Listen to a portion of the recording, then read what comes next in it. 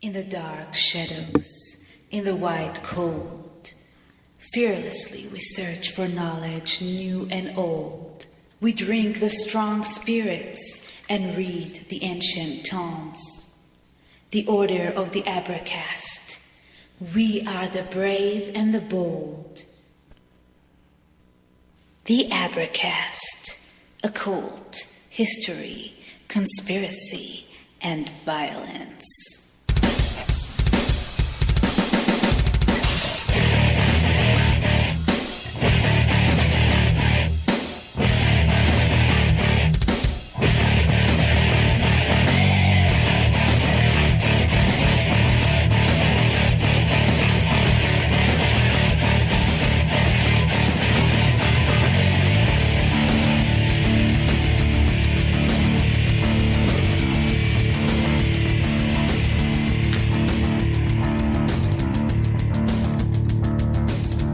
Please note the explicit content indicator. This means that I use adult language. I do not speak in a humorless, public radio hushed monotone. I am excited and enthusiastic about the information that I present and the topics I discuss. You will hear ice rattle in my glass throughout the show. On the show, I joke about bodily functions, sex acts, religion, and politics. The topics may seem random or scattered through the back catalog. A list of show topics in chronological order is provided on the featured topic link at Advertise.com. If any of these issues might trigger you, this might not be the podcast for you, and I wish you good luck finding a show more to your liking. It's that time again, Abramancers. The music is low. The party is over, the fire is dying down, and all the ordinary people passed out long ago. Now we are the only ones left. Hey, I'm John. Welcome to the Abercast. This is going to be, I think, our second to last Zarathustra episode. So there'll be one more to finish up the book, and then probably at least 2 lessons of episodes to wrap it up. It's been a long journey, my friends. It's been a long journey. I joke around with listeners who talk to me about the Zarathustra episodes that I might have bitten off more than I could chew when I started doing this. But yeah, we're almost done. I could see the light at the end of the tunnel. So now is the time to summon your vessel of the art. Raise it to the sky and help me thank my Patreon and Subscribe Star supporters. Here's to you guys. Here's to panties.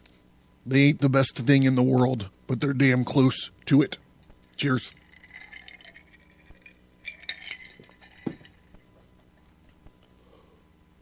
So Zarathustra is about to talk. This speech is called On Science. Thus, saying the magician and all who were gathered there went unwittingly as birds into the net of his cunning and melancholy lust. Only the conscientious in spirit was not caught. Quickly he took the harp away from the magician and cried, "Air, let in good air, let in Zarathustra. You are making this cave sultry and poisonous, you wicked old magician. You are seducing us, you false and subtle one, to unknown desires and wilderness, and beware when such as you start making speeches and fuss about the truth. Woe unto all free spirits who do not watch out against such magicians. Than it is to cover with their freedom. You teach us, lure us back into prisons, you old melancholy devil. Out of your lament a bird call lures us. You are like whose praise of chastity secretly invites to voluptuous delights. Thus spoke the conscientious man. But the old magician looked around. He enjoyed his triumph and for its sake swallowed and announced annoyance caused him by the conscientious man. "Be still," he said in a modest voice. "Good songs want to resound well. After good songs, one should be kept still. Thus do all the higher men. But perhaps you have understood very little of my song. In you there is little of magic spirit. You praise me by distinguishing me from yourself," reported the conscientious man. "Well then, but you others, what do I see? You are still sitting there with lusting eyes, you free souls where your freedom has gone. You are almost like men, it seems to me, who have long watched wicked, dancing, naked girls." Here's to that.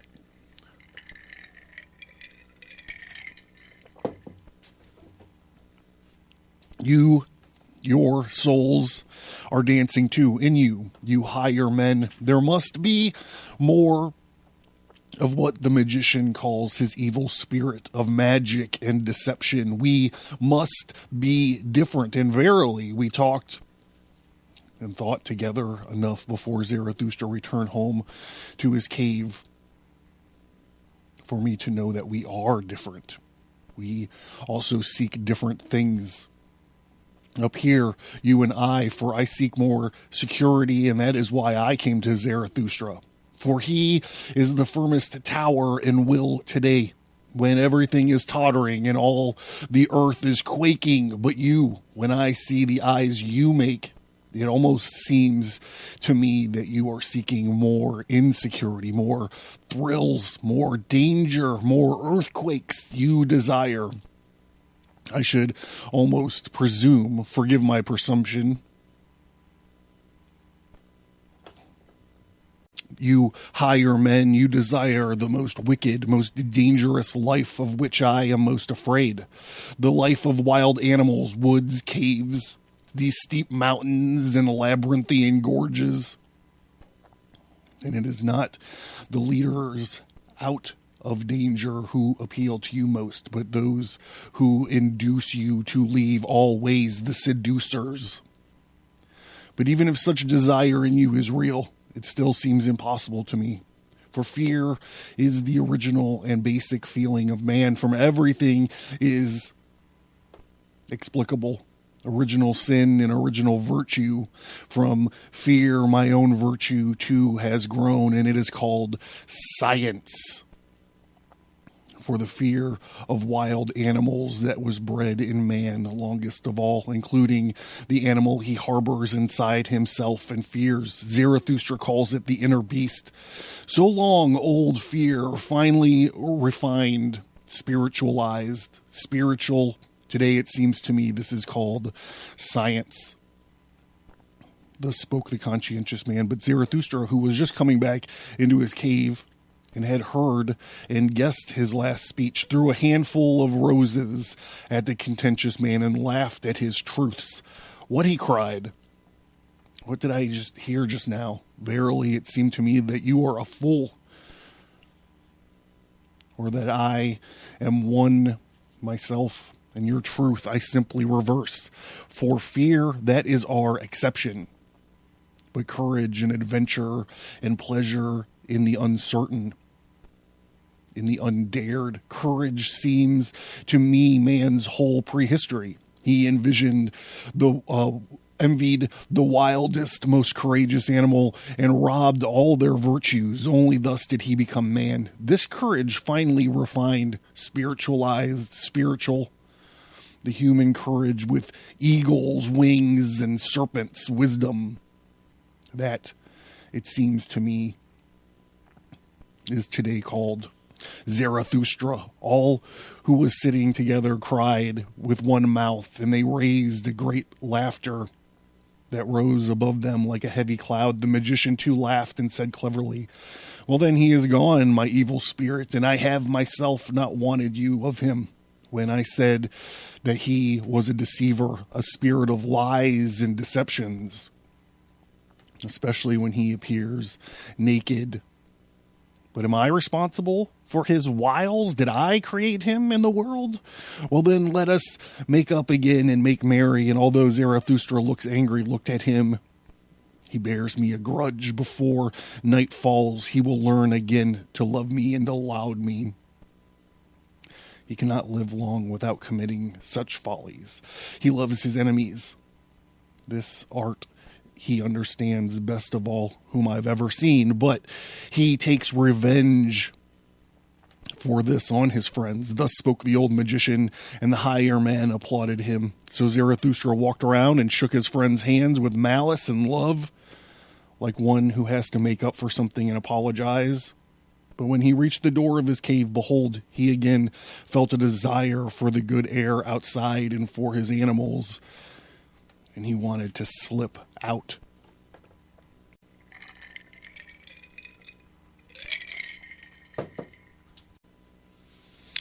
All right, and this one is called Among Daughters of the Wilderness.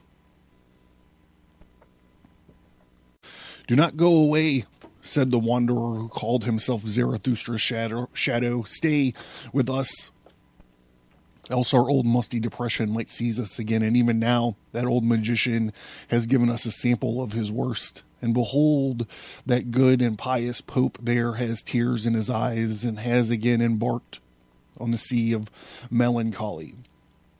These kings may still put up a bold front for all of us here today. They have learned this best.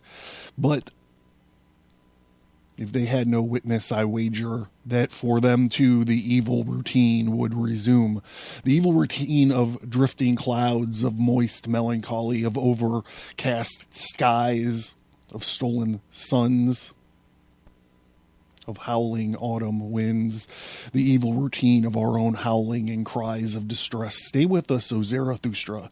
There is much hidden misery here that desires to speak, much evening, much cloud, much musty air. You have nourished us with strong, virile food and forceful maxims. Do not let the feeble feminine spirit seize us again after dinner. You alone make the air around you strong and clear, and I have found such good air anywhere on earth as here in your cave. Many countries I have seen, my nose has learned to test and estimate many kinds of air. But in your cave, my nostrils, the tasting of their greatest pleasure.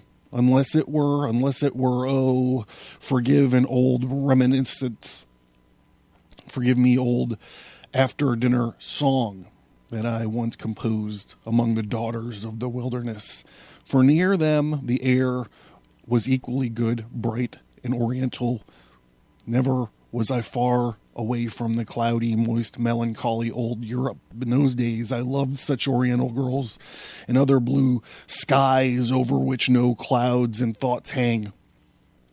But you would not believe how nicely they sat there when there was not dancing, deep without thoughts, like little secrets, like little bare-boned riddles, like after dinner nuts, colorful and strange to be sure, but without clouds, riddles that let themselves be guessed.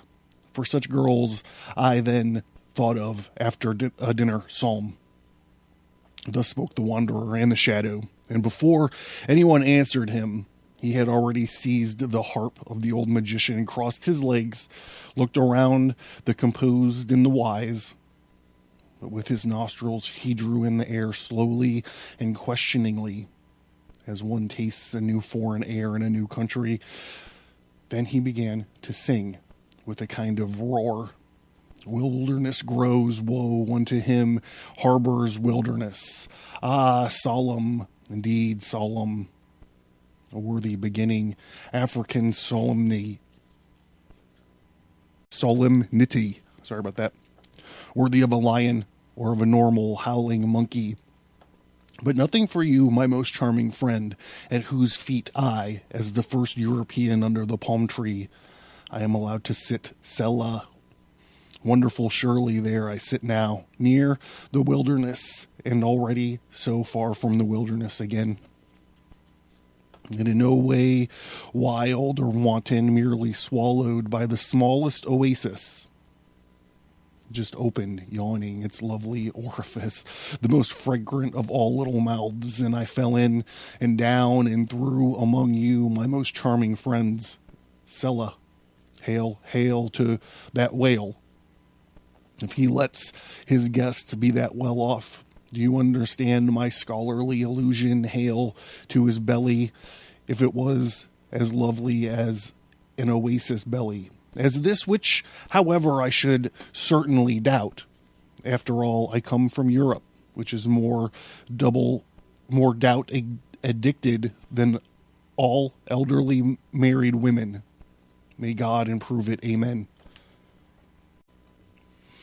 There I sit now in the smallest oasis, just like a date, brown, sweet, through oozing gold, lusting for the round mouth of a girl, and even more for girlish, ice-cold, snow-white cutting incisors. For after these pants the heart of all hot dates Sella, similar, all too similar, to the aforementioned fruit. I lie here, sniffed at and played about by little winged bugs. Also by still smaller, more foolish, more sinful wishes and notions. Enveloped by you, silent and foreboding girl cats, Duda and Slukia, and sphinxed to a crowd many feelings into one word. May God forgive me this linguistic sin. I sit here sniffing at best air, verily paradise air. Bright light air, golden striped, as good air as ever. I fell down from the moon, whether by chance or did I happen from prankishness, as the old poets relate. I, being a doubter, however, would doubt it.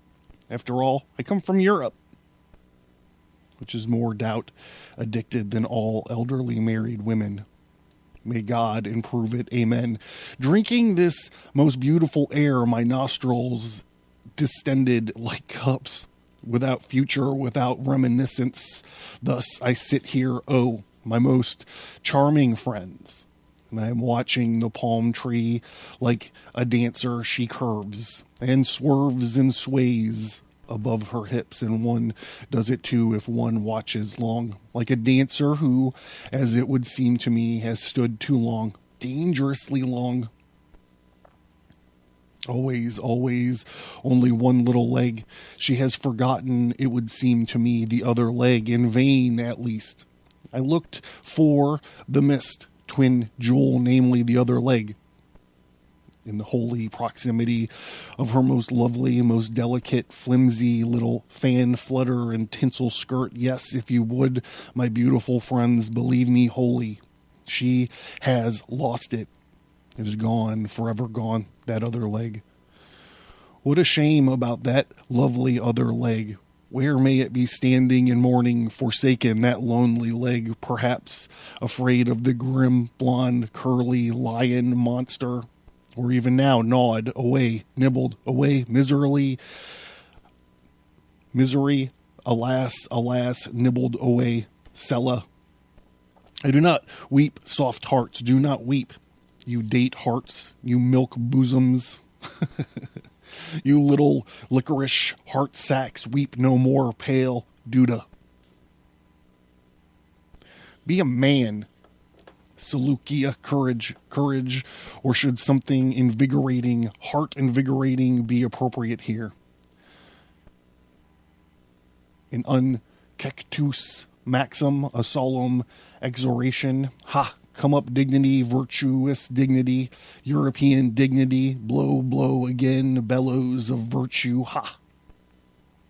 Once more, roar, roar, morally. As a moral lion roar before the daughters of the wilderness, and virtuous howlings, my most charming girls, is more than anything else. European fever, European ravenous hunger. And there I stand even now as a European. I cannot do else. God help me. Amen. The wilderness grows woe unto him that harbors wilderness.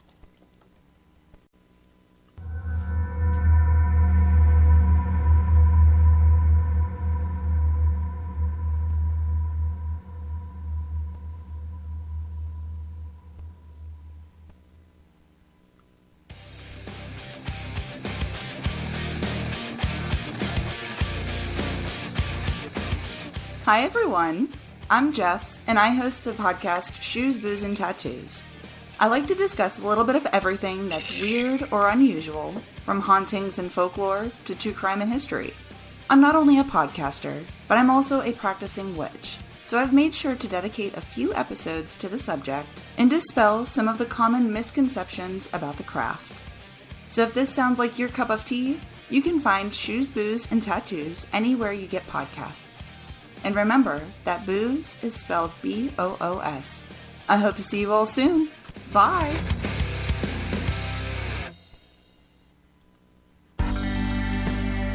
Learn more at abracast.com. Get bonus content by signing up for the mailing list. Get all that plus many exclusive episodes by supporting the show at patreon.com or subscribestar.com.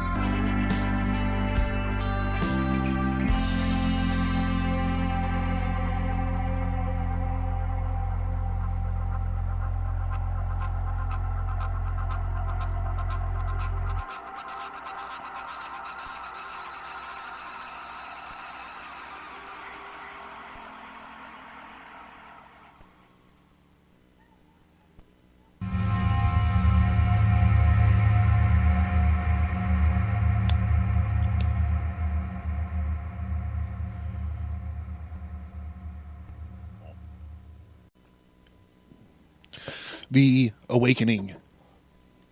After the song of the Wanderer and Shadow, the cave all at once became full of noise and laughter.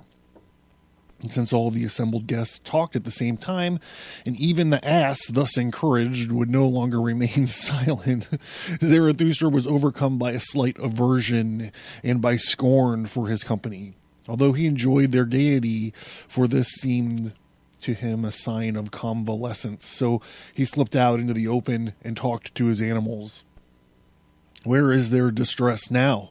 he said, and immediately he felt relief from his own little annoyance. "Up here with me, it seems they have unlearned crying in distress, although unfortunately not yet crying in general." And Zarathustra covered his ears. For just then the ee-aw of the ass was strangely blended with the jubilating noise of these higher men. "They are merry," he began again, "and who knows, perhaps at their host's expense. And if they learned to laugh from me, it is still not my laughter that they have learned. But what does it matter? They are old people convalescing in their own way, laughing in their own way. My ears have suffered worse things without becoming grumpy. This day represents a triumph. He is even now retreating. He is fleeing the spirit of gravity, my old arch enemy. How happily this day wants to end. And after beginning so badly and gravely, and it wants to end. Even now, even evening is approaching. He is riding over the sea, this good rider, how the Blessed One returning home sways in his crimson saddle. The sky looks clear, the world lies deep. Oh, all you strange visitors living with me is well worthwhile. Thus spoke Zarathustra, and then again the clamor and laughter of the higher men came to him from the cave. So he began again. "They are biting. My bait is working." From them to their enemy retreats the spirit of gravity. Now they may have learned to laugh at themselves. Do I hear right? My vile nourishment. The Savior and the strength of my words are taking effect, and verily I do not feed them bloating vegetables, but warriors' nourishment, conquerors' nourishment. I walked there. I awakened new desires, new hopes throb in their arms and their legs, and their hearts stretch out. And they are finding new words. Soon their spirit will breathe prankishness.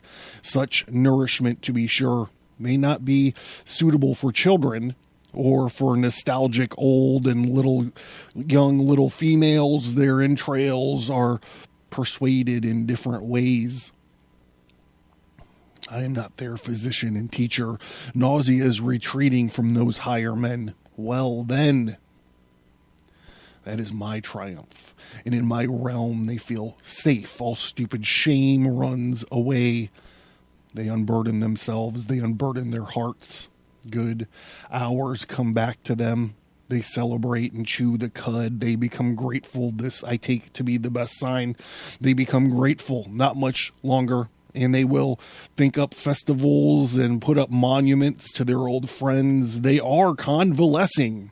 Thus spoke Zarathustra gaily to his heart. And he looked out, and his animals pressed close to him. They respected his happiness and his silence. Suddenly, however, Zarathustra's ears were startled. From the cave, which had been so full of noise and laughter, suddenly became deathly still, while his nose perceived a pleasant smoke and incense as of burning pine cones. What is going on? What the fuck are they doing? He asked himself, and he stole to the entrance to watch his guest unnoticed. But wonder upon wonder, what did he see with his own eyes? They've all become pious again. They're all praying. They are mad. And he said that he was amazed beyond measure, and indeed all these higher men, these two kings, this retired pope, this wicked magician, the voluntary beggar, the wanderer and shadow, the old soothsayer, the conscientious in spirit, and the ugliest man, they were all kneeling like children and devout little old women adoring this ass. And just then the ugliest man began to gurgle and snort as if something inexpressible wanted to get out of him. He really found words, and behold, it was the pious, strange litany to glorify the adored, incensed ass. And this litany went thus. Allow me to lube up before I get into this.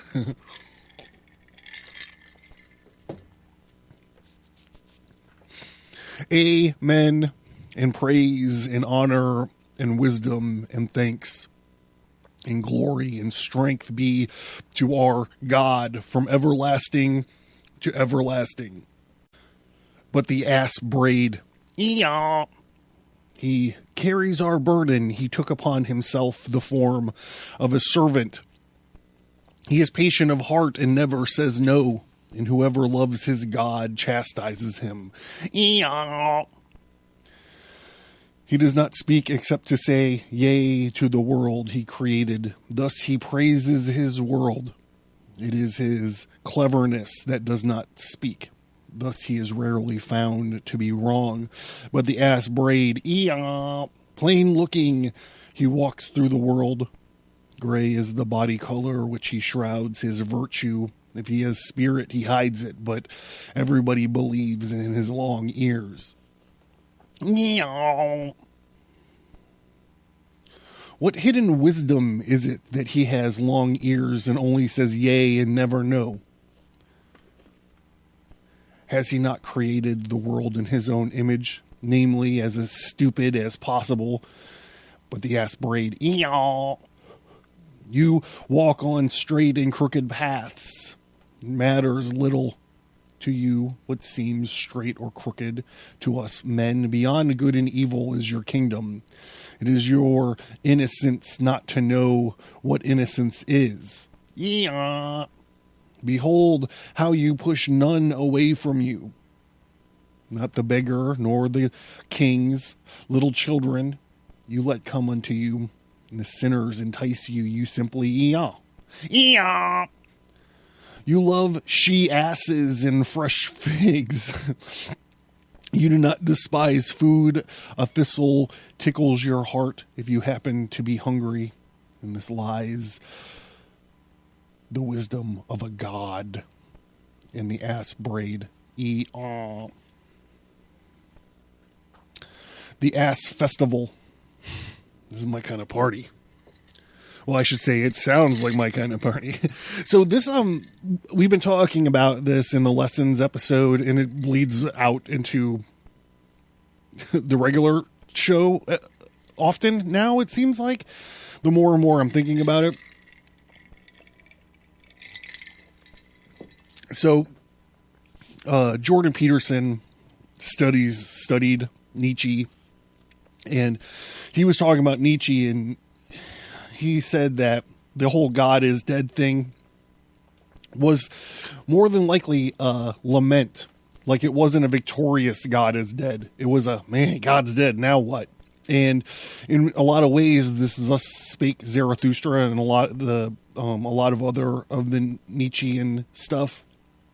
It's him posing the question. He's saying, all right, well, God is dead. Let's knock that out of the equation and discuss what morality and ethics means in an era where God is dead. Like Zarathustra at the very beginning of the book. It was like, this fool, he doesn't even know God's dead. So this whole thing about, God is dead, and now all these higher men just find some other bullshit to worship. That really says something to me. That talks to me. All right, back to this ass festival. At the point of the litany, Zarathustra could no longer control himself, and himself shouted, "Yah!" even louder than the ass, and he jumped right into the middle of his guests, who had all gone mad.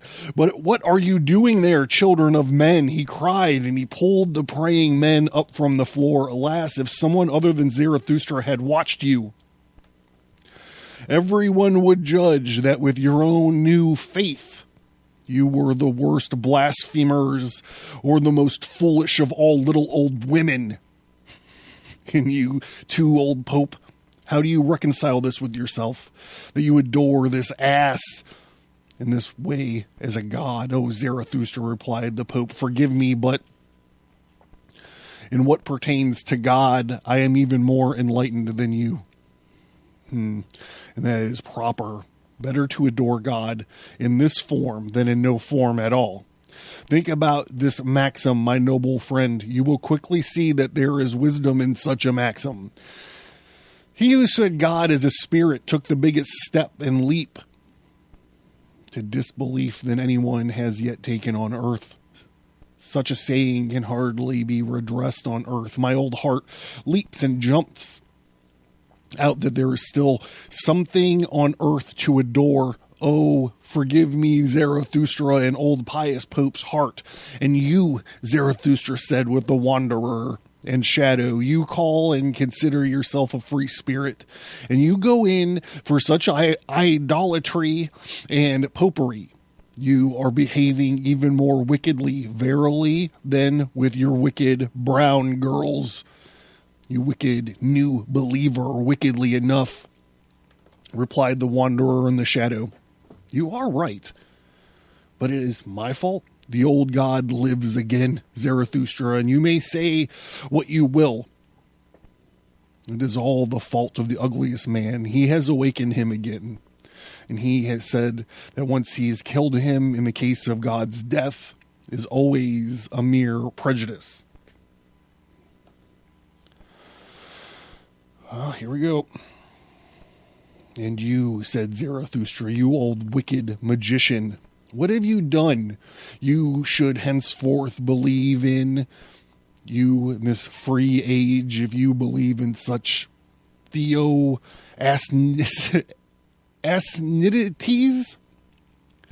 It's like if something's asinine. Asininities. That's it. Keep that one. You believe in such asininities. It was what a word, man. Oh, brother.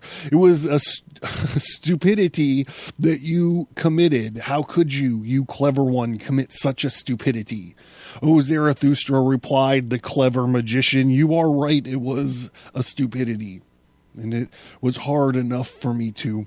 And you, of all people, said Zarathustra, the conscientious in spirit, consider with a finger alongside your nose. Doesn't anything here go against your consciousness? Is your spirit not too clean for such praying in the haze of these cantors? There is something in this, replied the conscientious man, placing a finger alongside his nose. There is something in this spectacle that even pleases my conscience. Perhaps I may not believe in God, but it is certain that God seems relatively most credible to me in this form. God is supposed to be eternal according to the witness of the most pious. Whoever has that much time takes his time as slowly and stupidly as possible. In this way, one like that can still get very far. And whoever has too much spirit might well grow foolishly fond of stupidity and folly itself. Think about yourself, Zarathustra. You yourself, verily, overabundance and wisdom could easily turn you into an ass. It is not the perfect sage fond of walking on the most crooked ways. The evidence shows this, O Zarathustra, and you are the evidence. And you yourself, finally, said Zarathustra, turning to the ugliest man, who still lay on the ground and raising his arm towards the ass, for he was offering him wine to drink. Speak, you inexpressible one. What have you done? You seem changed to me. Your eyes are glowing. The cloak of the sublime lies over your ugliness. What have you done? Is it true what they say, that you have awakened him again? And why? Had he not been killed and finished for a reason? You yourself seem awakened to me. What have you done? Why did you revert? Why did you convert yourself? Speak, you inexpressible one. O Zarathustra, replied the ugliest man, you are a rogue. Whether that one still lives or lives again or is thoroughly dead, which of the two of us know that best, I ask you? But one thing I do know is that from you yourself, I learned once, O Zarathustra, whoever would kill most thoroughly laughs. Not by wrath does one kill, but by laughter. Thus you once spoke, Zarathustra, you hidden one, you annihilator without wrath, you dangerous saint. You are a rogue. So here, this whole thing about I mention it ad nauseum, the whole thing about this eternal recurrence or reoccurrence is on display here. This is the birth or the rebirth or the revitalization of something that once was already. God is dead. This motherfucker doesn't understand that God is dead at the beginning of the book, and now God is alive again. It's like, who's that fucking guy? What am I thinking of? Gary Potter from Happy Gilmore. It's like a carousel, Happy. You pay your quarter, you get on the horse. It goes up and down and around. It's a circle. It's circular. But then it happened that Zarathustra, amazed at all of these roguish answers, jumped back towards the door of his cave and, turning against all his guests, cried out in a strong voice, "Oh, you roguish fools, all of you jesters! Why do you disassemble and hide before me? How all your hearts wriggled with pleasure and malice? That at last you had become again as little children, that is pious, that at last you did again what children do, namely prayed. You folded your fucking hands and said, 'Dear God, but now leave this nursery, my own cave, where all childishness is at home today. Cool your hot children's prankishness and the noise of your hearts out there. Be sure to accept ye become as little children. Ye shall not enter into that kingdom of heaven." And Zarathustra pointed upwards with his hand. And he had no wish whatsoever to enter into that kingdom of heaven. We have become men, so we want the earth. And yet once more Zarathustra began to speak. "Oh, my new friends," he said, "you strange fucking higher men. How well I like you now, since you have become gay again. Verily you have all blossomed. It seems to me such flowers as they require new festivals. A little brave nonsense, some divine service, an ass festival. You, some old gay fool of Zarathustra, a roaring wind that blows your soul bright. Do not forget this night and this ass festival. You higher men, this you invented when you were with me, and I take that for a good sign. Such things are invented only by convalescence." Damn, Zarathustra is spitting fire. "And when you celebrate it again, this ass festival, do it for your own sakes, but also do it for my sake, and in remembrance of me." Thus spoke Zarathustra.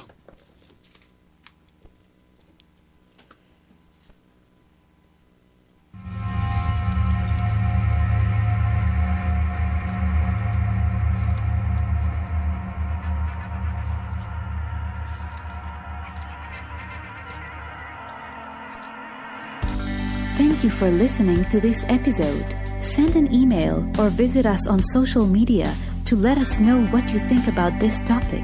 And please remember to leave a 5-star rate and review.